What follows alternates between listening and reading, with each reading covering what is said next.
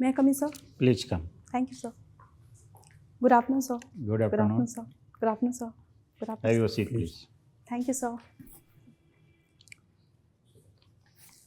Anupriya, Yes, sir. tell something about yourself. Sir मैंने अपना graduation 2019 में इलेक्ट्रॉनिक्स एंड कम्युनिकेशन इंजीनियरिंग से Bhagalpur college of engineering से किया और उसमें मुझे 8.5 CGPA प्राप्त हुए। सर मैंने अपना 12th DAV public school Patna से किया और उसमें मुझे 84% प्राप्त हुए। और सर मैंने अपना 10th विकास विद्यालय बेगूसराय से किया और उसमें मुझे 9.6 CGPA प्राप्त हुए। सर मेरा optional subject political science and international relations है और सर मेरी हॉबी बैडमिंटन खेलना और योगा करना है। वैसे घर कहाँ हुआ आपका? सर मेरा नेटिव घर बेगूसराय है। प्रॉपर बेगूसराय? जी। बेगूसराय के रहने वाली, फिर आपका इनिशियल एजुकेशन पटना में हुआ, DAV Patna? Yes sir, 11th और 12th की एजुकेशन मेरी पटना में हुई है, जबकि 1 to 10 की एजुकेशन मेरी बेगूसराय से हुई है। बेगूसराय से? जी। आपने इंजीनियरिंग किया, फिर सर्विस में आना चाहते हैं, इसमें क्या आपका प्रायोरिटी क्या है? सर्विस कौन सा? सर मेरा प्रायोरिटी DYSP है, डिप्टी सुपरिटेंडेंट ऑफ पुलिस, और सर उसके बाद सब रजिस्ट्रार की पोस्ट। और any personal reason for opting deputy SP post? जी सर क्योंकि ये बिहार सरकार की सर बहुत अच्छी सर्विस है और मैं इस टॉप सर्विस में अपनी सेवा देना चाहती हूँ। साथ ही साथ सर मुझे public people to people connection मैं बनाना चाहती हूँ और सर मैं अपनी पर्सनालिटी को DYSP पोस्ट के लिए अच्छा मानती हूँ। गुड। आप मैंने क्या करना चाहती हैं एज ए डिप्टी SP? यदि मान लीजिए आप सेलेक्ट हो जाती हैं जी, तो इसमें क्या आप इनोवेशन कीजिएगा, क्या एक्सपेरिमेंट कीजिएगा?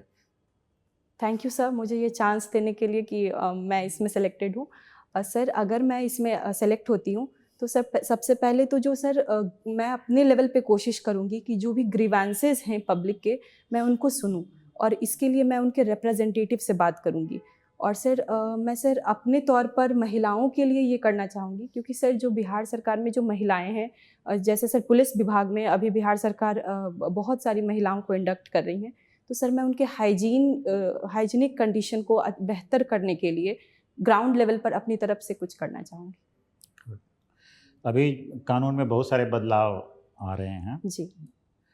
आप फॉर्चुनेट इनफ होंगी कि आपको नए IPC CRPC एविडेंस एक्ट में काम करना पड़ेगा। जी। तो आप बता सकती हैं कि कैसे वो चेंज है पुराने से नए में?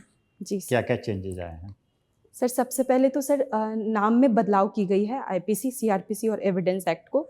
सर IPC को भारत न्याय संहिता के नाम से जाना जाएगा। सर CRPC को भारतीय नागरिक सुरक्षा संहिता के नाम से जाना जाएगा और इंडियन एविडेंस एक्ट को भारतीय साक्ष्य संहिता के नाम से जाना जाएगा। सर दूसरा चीज़ सर इसमें बहुत सारे व्यवधान डाले गए हैं, जैसे सर जो प्रावधान डाले गए, व्यवधान नहीं डाले गए, व्यवधान को हटाया गया। जी सर, सॉरी सर, प्रावधान बहुत सारे इंक्लूड किए गए हैं। जैसे सर मॉब लिंचिंग के चीज़ को सर बहुत ही स्ट्रिक्ट रूप से देखा गया है और उसके लिए सर कैपिटल पनिशमेंट तक की सज़ा है। उसके बाद सर जो टेररिज्म की डेफिनेशन है उसको इसमें डिफ़ाइन करने की बात की गई है। और सर जो माइनर बच्चे हैं और महिलाएं हैं उनके प्रति जो क्राइम होंगे तो सर उसके लिए स्पीडी ट्रायल की बात की गई है इन एक्ट्स में।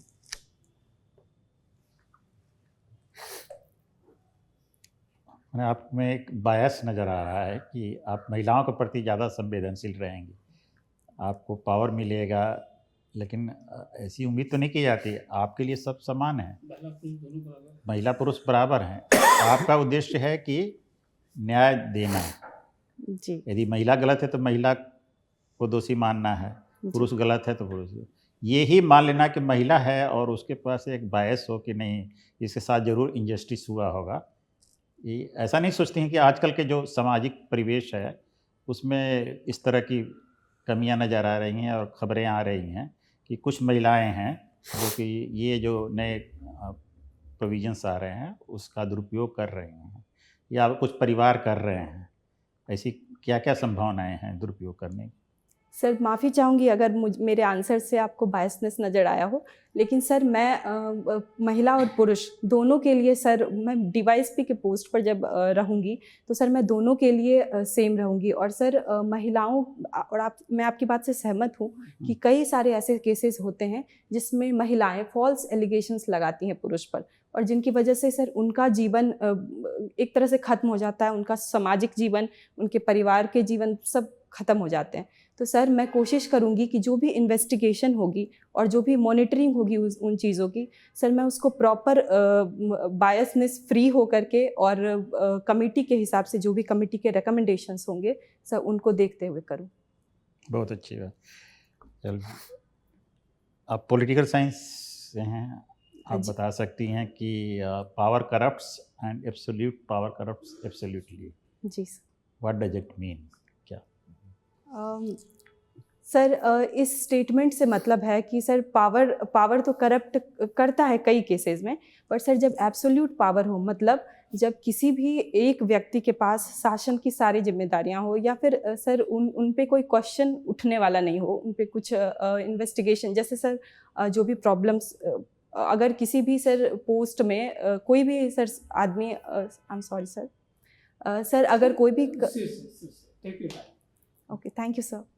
सर अगर कोई भी गवर्नमेंट ऑफिशियल कुछ भी गलत करता है तो सर उस पे जो चार्जेस लगते हैं, जो एलिगेशंस लगते हैं, उन पे जब इन्वेस्टिगेशंस होती है तो सर यहाँ पे एब्सोल्यूट पावर नहीं होती है, और इस वजह से वहाँ पब्लिक वेलफेयर की बातें होती है। तो सर मेरी नज़र में वो एब्सोल्यूट पावर करप्ट्स बिल्कुल सही बात है, और इसी वजह से सर गवर्नमेंट ऑफिशियल्स पर ऊपर और भी ऑफिशियल्स होते हैं जिनकी वजह से इन्वेस्टिगेशन। लास्ट क्वेश्चन कि ये जो हमारा इंडियन कॉन्स्टिट्यूशन है जी, उसमें कैसे इसको लागू किया गया है, इस थियोरी को, इस एजम्पशंस को? जी, आपको कुछ नज़र आ रहा है इंडियन कॉन्स्टिट्यूशन में कैसे हमारे संविधान निर्माताओं ने, बाबा साहब अम्बेडकर, जी, डॉक्टर राजेंद्र प्रसाद है, या जो भी सदस्य थे, उन्होंने एक संविधान बनाया, उसमें इस बात का ध्यान रखा, वो क्या क्या प्रोविजंस हैं? सर सबसे पहले तो जो नागरिक के तौर पर अगर देखें तो सर उन्हें फंडामेंटल राइट्स दिया गया, और कहा गया कि जब उनका वायोलेशन होगा तो वो डायरेक्ट सुप्रीम कोर्ट तक जा सकते हैं। तो सर यहाँ पर मुझे एक प्रावधान दिखता है कि एब्सोल्यूट पावर के खिलाफ अगर उनके राइट्स का वायोलेशन होता है तो वो कोर्ट में अपील करेंगे। सर सेकंड थिंग, मैं PIL को देखती हूँ, पब्लिक इंटरेस्ट लिटिगेशन। सर अगर कुछ भी सामाजिक तौर पर गलत हो रहा है तो सर हमारे कॉन्स्टिट्यूशन मेकर्स ने जिनके साथ वो क्राइम हो रहा है उनको छोड़ करके और भी लोग जो जागरूक हैं वो PIL दायर कर सकते हैं। तो सर एक यहाँ पर मैं देखती हूँ। और भी सर समय पर जो भी प्लीज़ फाइल होते हैं सुप्रीम कोर्ट में, तो सर जब उनकी इन्वेस्टिगेशंस होती है तो सर वहाँ पर मैं नागरिकों के पास पावर देखती हूँ। Good, thank you sir. PIL के प्रणेता कौन माने जाते हैं? सर जस्टिस PN भगवती जी। और नाम बताइए। सॉरी सर, और मुझे ध्यान नहीं आ रहा। PIL में और दूसरा रिट में क्या फ़र्क है? Sir writ supreme court article 32 के तहत और हाई कोर्ट आर्टिकल 226 के तहत जारी करती है। और सर रिट सर जिस आदमी के साथ जो प्रॉब्लम हुई है सर, रिट उनके द्वारा फाइल किया जाता है, जबकि PIL के लिए ये ज़रूरी नहीं है। PIL कोई भी लोग किसी भी सोशल वर्ग के लिए दायर कर सकते हैं कोर्ट में। और सर रिट दोनों नहीं, ये सिमिलैरिटी है कि सर रिट और PIL दोनों हाई कोर्ट और सुप्रीम कोर्ट में दायर किए जा सकते हैं। कि रिट कितने तरह का होता है? सर रिट 5 तरीके के होते हैं। कौन कौन? Sir habeas corpus, mandamus, certiorari, prohibition और quo warranto. What is quo warranto? Sir quo warranto के तहत जब कोई भी अधिकारी या फिर कोई भी पब्लिक सर्वेंट वो जब अपने पावर का दुरुपयोग करते हैं और जो चीज़ उनके कार्य क्षेत्र में नहीं है उस काम को वो करते हैं, तो जब इनकी कंप्लेन होती है तो कोर्ट उनसे पूछती है कि किस वारंट से उन्होंने ये काम किया, तो क्यू वारंटो इसी चीज़ को दिखाती है। तो क्यू वारंटो में कोर्ट का क्या मैंडेट होता है? मान लीजिए quo warranto is very correct, तो कोर्ट क्या एक्शन लेगी? आपने क्यों वारंटो फाइल किया अपने समझ से, और सर। सही में कोर्ट ने सही पाया उसको, जी तो सर। क्या एक्शन होगा, कोर्ट का क्या ऑर्डर होगा? माफ़ी चाहूँगी सर, मुझे आगे का नहीं पता है। तो को वारंटो का क्या पर्पस है ये आपको जानना चाहिए, ठीक है? व्हाट इज जी sir. Habeas corpus? Sir habeas corpus जब जब सर हेबिस कॉर्पस का मतलब है to have the body of, मतलब सर जब किसी भी पर्सन को, जब कोई भी पर्सन या फिर वो किडनैप्ड रहेंगे या फिर वो नहीं रहेंगे और उनकी family members habeas corpus file कर सकते हैं कोर्ट में कि उस आदमी का बॉडी उस फैमिली को लौटाया जाए। मैंने डेड और alive? Sir sorry sir, it's alive. Alive ना? जी, सो जी ही sir. Should be produce before the court. जी सर। और व्हाट इज द रीजन जो है वो एक्सप्लेन करना पड़ेगा अथॉरिटी को। मान लीजिए वो जेल में बंद है तो that is to be explained by the authorities, यही है ना हेबस कॉर्पस? यस सर, चलिए, yes. Very good. Thank you. अच्छा ये बताइए बेगूसराय क्यों फेमस है? सर बेगूसराय कई वजह से फेमस है। पहला सर, बेगूसराय में कांवड़ झील है जो एशिया का सबसे बड़ा ऑक्सबो लेक है और वो रामसर साइट के लिए नामांकित किया गया है। सर दूसरा, बेगूसराय रामसर साइट के लिए नामांकित किया गया है? It is already in the Ramsar site. Sorry sir, it is already Ramsar site. Ramsar 39 site क्या है? सर कहाँ से रामसर कहाँ पे है, किस प्लेस पे है? सर रामसर ईरान में एक प्लेस है और वहाँ पर रामसर कन्वेंशन लाया गया था ताकि वेटलैंड्स का संरक्षण हो सके। आपने क्या कहा, ऑक्सबो लेक है वो? जी सर। ऑक्सबो लेक का क्या मतलब? सर ऑक्सबो लेक का मतलब है कि जब भी नदियाँ अपने रास्ते से चलती हैं और अगर सर वो अपना कोर्स बदलती है तो कई बार सर ऑक्सबो मतलब सर गाय के पैर के, गोखुर झील भी उसको कहते हैं हिंदी में, तो सर गाय के पैर के समान वहाँ पे लेक्स छोड़कर वो कोर्स बदल लेती हैं, तो सर उस चीज़ को ज्योग्राफी में ऑक्सबो लेक कहा गया है। तो वहाँ क्या रेगुलर वहाँ पक्षी आते हैं या विदेशी पक्षी आते हैं? सर विदेशी पक्षी भी आते हैं लेकिन सर क्योंकि वहाँ संरक्षण बहुत अच्छे तरीके से नहीं हो रही है तो सर वहाँ रेगुलर हमेशा पानी नहीं रहता है, जिसकी वजह से माइग्रेशन ठंड के टाइम में ज़्यादा होती है। पक्षियाँ ठंड के टाइम में ज़्यादा देखने को मिलते हैं और गर्मी के टाइम में सर वहाँ पानी नहीं रहता है। उसमें कहाँ से आता है पक्षी? सॉरी सर, ये मुझे नहीं पता है। ट्रांस साइबेरियन एरिया से आता है। और यहाँ क्यों आता है ये बताइए, what is the reason for coming here? Sir पक्षियाँ सर क्या, अगर आपकी परमिशन हो तो क्या मैं गेस कर सकती हूँ? गेस कीजिए। आप मुझे ले गई हैं रामसर साइट पर, इसलिए मैं आपसे उस पर पूछ रहा हूँ ज़्यादा। जी सर पक्षियाँ अपने क्लाइमेट में सर, जैसे आपने कहा कि वो ट्रांस साइबेरियन एरिया से आती हैं तो सर वहाँ पे ठंड होती है, तो सर इसीलिए माइग्रेशन ठंड के समय में देखी जाती है क्योंकि वो पक्षियाँ फिर ठंड के समय में अपने क्लाइमेट के अनुरूप इस जगह को पाती हैं और इस वजह से वो माइग्रेट करके आती हैं। तो बच्चे कहाँ देते हैं वो लोग? वहाँ मान लीजिए ट्रांस साइबेरियन कंट्रीज है, वहाँ देते हैं या यहाँ देते हैं? रूस्टिंग कहाँ करते हैं? क्यों आते हैं बेगूसराय, क्यों आते हैं? ठीक है, फूड अवेलेबल है और ये यहाँ पे बच्चे देते हैं, जी रूस्टिंग करते हैं, ठीक है ना? जी, क्योंकि वहाँ का टेम्परेचर उसके अनुकूल नहीं है, साइबेरिया माइनस में रहता है जहाँ से वो आते हैं। Thank you sir, thank you. चलिए, और दूसरा बताइए, इंडस्ट्री के दृष्टिकोण से बताइए। सर बेगूसराय में सर बरौनी रिफाइनरी है जो कि बहुत प्रसिद्ध है और सर कोल थर्मल प्लांट के लिए भी बरौनी पूरा इंडस्ट्रियल एरिया है और जाना जाता है। सर तीसरा, बेगूसराय के राष्ट्र कवि Ramdhari Singh Dinkar sir national level पर उनकी चर्चा की जाती है तो इस चीज़ के लिए प्रसिद्ध है। और सर अगर शक्तिपीठ के नाम पे देखेंगे तो सर जयमंगला घर बेगूसराय का बहुत प्रसिद्ध है। जयमंगला गढ़, जी सर, थैंक यू। जी, रामधारी सिंह के एक रचना बताइए जो प्रसिद्ध हो, कोई एक रचना। रश्मि रथी। रश्मि रथी, अच्छा ठीक है। वहाँ पे आपका जो है थर्मल पावर प्लांट है, तो उसमें तो कोयला जलाते हैं जी, एसएस प्रोड्यूस होता है, बहुत पॉल्यूशन प्रोड्यूस होता है जी, तो क्या वो अच्छा है थर्मल पावर प्लांट वहाँ में? सर अगर इकोनॉमी के हिसाब से देखें तो अभी सर इंडिया की जो एनर्जी नीड्स है वो कोल पर 70% के आसपास आधारित है, तो इस वजह से अगर सर, और हम सर क्योंकि अभी हम 5th इकॉनमी हैं और हम धीरे धीरे सर डेवलपमेंट कर रहे हैं तो सर हम अचानक से उसको बदल करके रिन्यूएबल एनर्जी पे नहीं ला सकते हैं।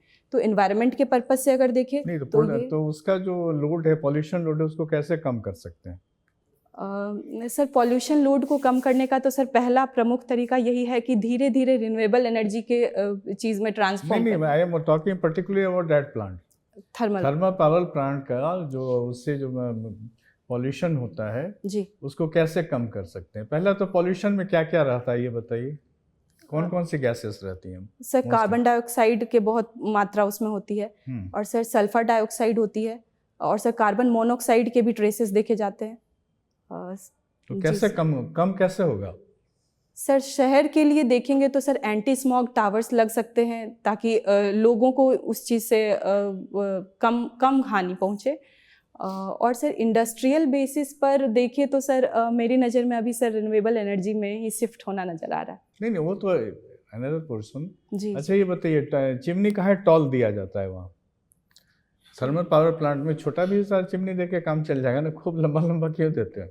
सर ताकि जो भी हार्मफुल गैसेस निकले वो नीचे के लेवल पर ना निकले, जो कि हम लोग रेस्पायरेशन के थ्रू हम सांस उसे ले लेते हैं। तो सर इसीलिए वो हायर लेवल पे दिया जाता है कि जितना हो सके उतना जो आम जन है उनको कम हानि पहुंच सके। अच्छा ये बताइए, इंडियन कोल जो है जी उसमें कितना % एसेस होता है? आप इंजीनियर हैं इसलिए मैं पूछ रहा हूँ। Yes sir. Sir Indian coal bituminous type के होते हैं, और इसी वजह से सर इसमें एसिड्स की मात्रा बहुत ज़्यादा होती है, लेकिन सर मुझे एग्जैक्ट परसेंटेज नहीं पता है, सॉरी। रफली 50% के आसपास होता है। तो एक तो कोल का जो क्वालिटी है उसमें सुधार करना होगा। जी ठीक है जी इसका मतलब सुधार करने, सल्फर डाइऑक्साइड निकलता है, सल्फर ट्राइऑक्साइड निकलता है, तो उसके लिए हम लोग जिसका सल्फर कंटेंट कम होगा उस कोल को यूज करना चाहिए। जी सर, अच्छा जी। चलिए भाई, रिफाइनरी में क्या क्या बनता है? सर रिफाइनरी में पेट्रोलियम बनते हैं, फिर पेट्रोलियम प्रोडक्ट्स बनते हैं, और सर उस पेट्रोलियम प्रोडक्ट्स में बहुत सारी चीज़, जैसे सर केरोसिन ऑयल, या फिर सर जो सर रिफाइनरी में पेट्रोलियम प्रोडक्ट्स को फिर आगे भेजा जाता है, जिससे सर ब्यूटी प्रोडक्ट्स भी बनाए जाते हैं। सिर्फ ब्यूटी प्रोडक्ट बनता है और कुछ नहीं उससे होता है? नहीं सर, पेट्रोलियम प्रोडक्ट से ब्यूटी प्रोडक्ट बनते हैं। जो सर आप उसका जो जो कुकिंग गैस यूज करते हैं उसमें कौन सा गैस होता है? Sir that is liquefied petroleum gas, LPG. उसका कॉन्स्टिट्यूएंट क्या है ये बताइए। सर मीथेन और ब्यूटेन। मीथेन और ब्यूटेन कैसे होगा? आई एम सॉरी सर, क्या मैं आंसर बदल सकती हूँ? हाँ बिल्कुल बिल्कुल। सर प्रोपेन और ब्यूटेन। प्रोपेन और ब्यूटेन जी। होता है, मीथेन क्यों नहीं होगा? माफ़ी चाहूँगी सर, मैं अभी सोच नहीं पा रही। अच्छा चलिए ठीक है। अच्छा ये बताइए, नॉकिंग क्या होता है? फ्यूल में नॉकिंग क्या होता है? जी सर। एंटी नॉकिंग एजेंट हम लोग डालते हैं। जी सर। क्या होता है? सर अगर मैं सोच पा रही हूँ तो शायद सर नॉकिंग, शायद सर इम्प्योरिटीज़ की वजह से वो नॉकिंग के आप इशू होते इसको हैं। देख लीजिएगा, ठीक है? जी ओके सर, थैंक ठीक यू है। ऑक्टेन नंबर क्या है? सर जो आउटर मोस्ट सेल्स में जब octane number. Octane number, okay. Octane number किससे रिलेटेड, पहले ये बताइए। फ्यूल से, ठीक है। तो आप ये बताइए, 90 ऑक्टेन नंबर किसी फ्यूल का है, किसी का 96 है, which will be better fuel? कौन अच्छा सा ईंधन होगा? आई एम सॉरी सर, मुझे higher the octane number better the fuel. Okay sir, ठीक है, थैंक यू सर। अच्छा बिहार के का एस्टेब्लिशमेंट कब हुआ था? सॉरी सर, क्या आप रिपीट? ये राज्य कब बना, बिहार राज्य? सर 1912 में बिहार राज्य बना। 1912 में। बिहार का क्या मतलब? सर बिहार का मतलब बुद्धिस्ट रिलीजन से आता है सर। विहाराज कहते थे जहाँ पे बुद्धिस्ट मॉन्क्स रहते थे, उनका रेसिडेंस एरिया था। तो क्योंकि सर यहाँ पर बुद्धिज्म बहुत अच्छे से फ्लरिश हुआ, तो उसी वर्ड से इस स्टेट को नाम मिला बिहार का। तो राज्य में कहाँ बुद्धिज्म में अच्छे से फ्लोरिश हुआ, जगह बताइए। सर नालंदा यूनिवर्सिटी में हम बुद्धिज्म का महायान सेक्ट को देख सकते हैं। फिर सर बाद में सर विक्रमशिला यूनिवर्सिटी में भी वज्रयान सेक्ट बुद्धिज्म का वहाँ पे हुआ। और सर उसके अलावा जो 3 बौद्ध संगीतियाँ हुई एंशियंट टाइम में, वो सारे बिहार में ही हुए थे। कहाँ फर्स्ट कहाँ हुआ? Sir first Buddhism council Rajgir में हुआ था, अजात शत्रु राजा थे उनके टाइम में। और सेकेंड? सर सेकेंड कालाशोक राजा के टाइम में वैशाली में हुआ था। और सर थर्ड अशोका के टाइम में पाटलिपुत्रा में हुआ था। पाटलिपुत्र जी। तो संगति का क्या मतलब? सर संगति का मतलब मीटिंग से है। वहाँ पर सारे बुद्धिस्ट मॉन्क्स के मीटिंग होते थे और आगे के पाथ्स डिसाइड किए जाते थे कि बुद्धिज्म को कैसे फ्लरिश करना है, अगर इसमें कुछ कुरीतियाँ आ गई हैं तो उसको कैसे हटाना है, इस चीज़ के लिए संगति हुआ करती थी। Not very correct answer. अच्छा ये बताइए, उसमें बुद्धिस्ट लिटरेचर में क्या लिखा हुआ था प्रथम संगति जो हुई? जी सॉरी सर, ये मुझे नहीं पता लिटरेचर में। उस समय सरमन कल्चर था, जो भी था वो लिखा हुआ नहीं था, फर्स्ट बुद्धिस्ट हुआ था ना, जी जी तो वो जी करीब 6 महीने तक रिसाइटल हुआ सारा। बुद्ध जो उन्होंने सुना था, जो याद रखा था, उसको वो प्रोड्यूस करते थे। अच्छा, राजगीर में किस जगह पे हुआ था? चलिए, सॉरी नहीं सर, मालूम मुझे है, नहीं सब पता। पर्णी केव। ओके सर, सब पर्णी caves. Oh thank you sir sir. Anupriya ji, जी अभी सर ने आपसे पूछा था पुलिस सेवा के बारे में। जी सर। आपका फर्स्ट प्रायोरिटी पुलिस सेवा है, जी सर। डिवाइस की बनना चाहती हैं आप। सेकंड आपका रजिस्ट्रार है। जी ये बताइए, हमारा जो देश है वो डेवलप्ड है या डेवलपिंग है? सर हमारा देश डेवलपिंग नेशन है। डेवलपिंग नेशन में पुलिस का क्या योगदान है? आपने कुछ देर पहले बताया जी कि मैं महिलाओं के लिए करूँगी, उसके हाइजीन के लिए करूँगी, पीपल टू पीपल कनेक्ट करूँगी, जी ये सब ठीक है। जी। ये डेवलपिंग स्टेट में या डेवलपिंग कंट्री में पुलिस का क्या रोल है? सर पुलिस का जो प्रमुख रोल है वो लॉ एंड ऑर्डर को मेंटेन करना है। और सर डेवलपिंग नेशंस में ऐसे कई हर्डल्स देखने को मिलते हैं, चाहे सर सर गवर्नमेंट पॉलिसीज़ कई बार ठीक से इम्प्लीमेंट नहीं हो पाती हैं, तो इस वजह से भी पब्लिक गुस्से में आकर लॉ एंड ऑर्डर को कई बार ख़राब करने की क्यों कोशिश करती ठीक क्यों नहीं हो पाती? अगर ठीक नहीं हो पा रहा है जी। फिर वहाँ पुलिस का क्या रोल है? सर एक तो मान कारण है। लीजिए आप सिविल सर्वेंट हैं, जो सरकार का बैलॉज है, जो गाइडलाइन है, उसको वायलेट करके कुछ करना चाहता है, तो वहाँ पुलिस का क्या रोल है? सर ग्राउंड लेवल पर अगर देखें तो ग्रीवेंस रिड्रेसल क्वेरीज पूछ सकते हैं, और फिर उसके बाद फिर आगे सर प्रशासन में इस बात को हम बता सकते हैं कि ये ग्राउंड लेवल पे ये प्रॉब्लम आ रही है इम्प्लीमेंटेशन में।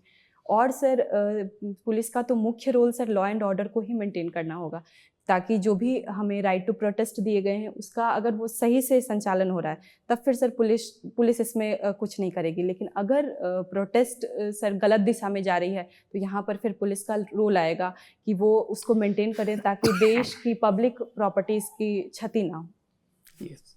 सोसाइटी के प्रोटेक्शन के बिना विकास की कल्पना ही नहीं की जा सकती है। जी इसलिए डेवलपमेंटल स्टेट में पुलिस सबसे ऊपर है। जी थैंक अगर यू वो काम करना बंद कर दे तो कोई भी देश, कोई भी राज्य, कोई भी जिला सेफली डेवलप नहीं कर सकता है। जी sir. That is the most important reason कि आप पुलिस में जाना चाहती हैं। जी यहाँ पर आप कॉन्स्टिट्यूशन को भी कनेक्ट करते हैं, आप लॉ एंड ऑर्डर को भी कनेक्ट करते हैं, आप सोसाइटी को भी कनेक्ट करते हैं, और जो हायरार्की है उसको आप कनेक्ट करते हैं। जी सर। ये आपका आंसर होना चाहिए। Thank you sir.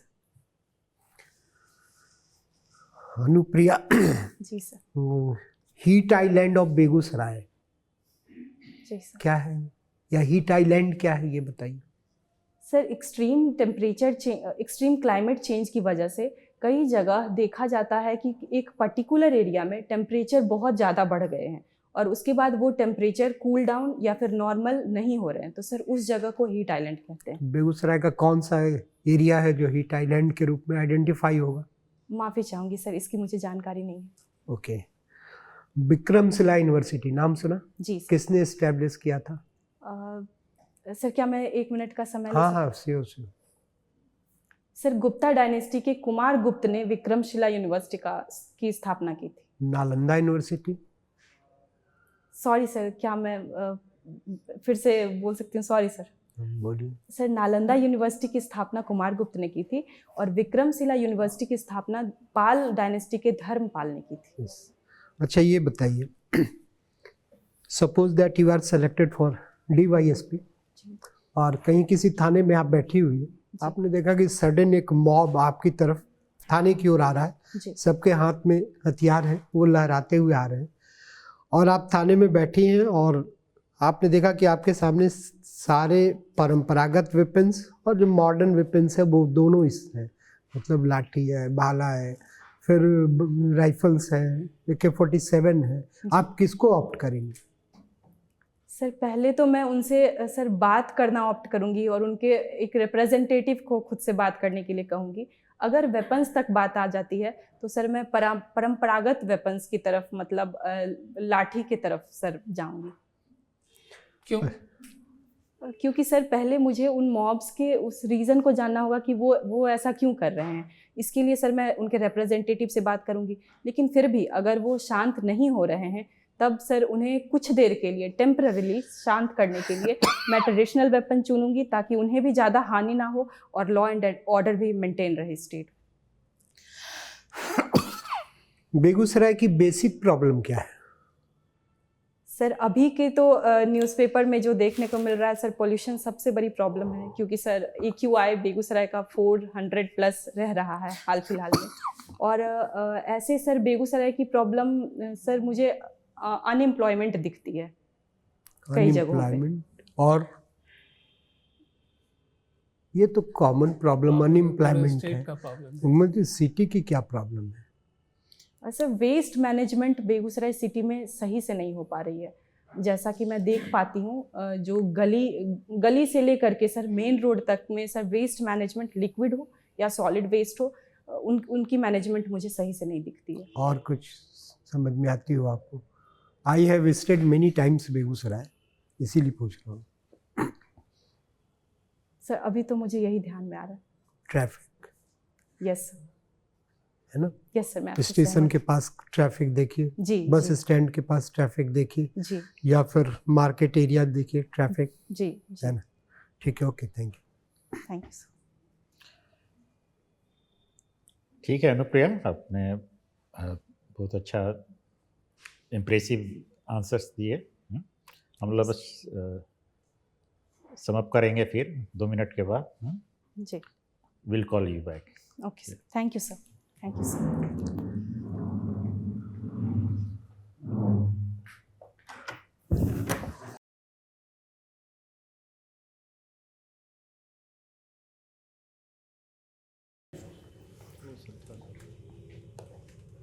मैं कमी sir. Welcome back. Thank you sir. Anupriya, board is completely satisfied, more than satisfied with your performance. We congratulate you for that. Thank you sir.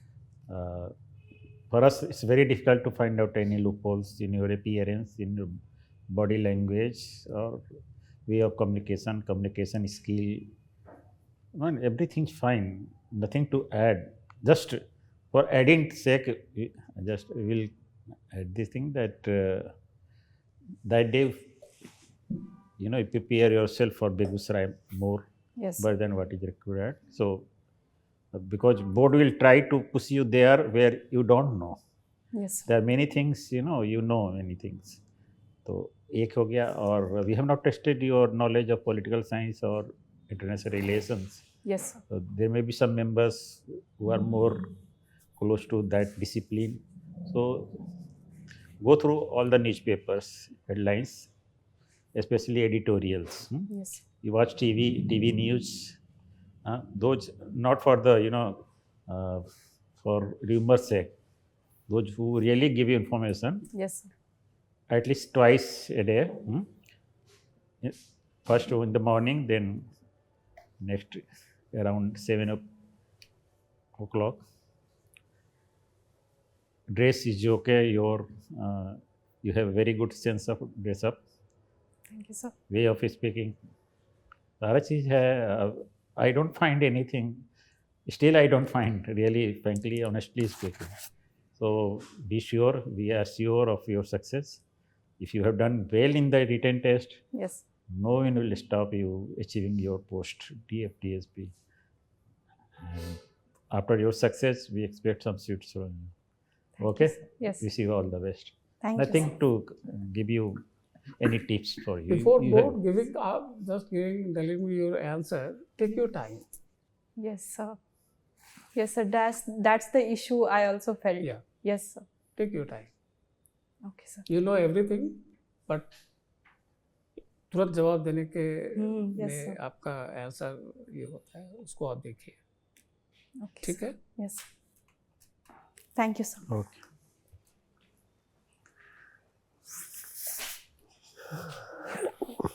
Sir जरा एक call आ रहा है।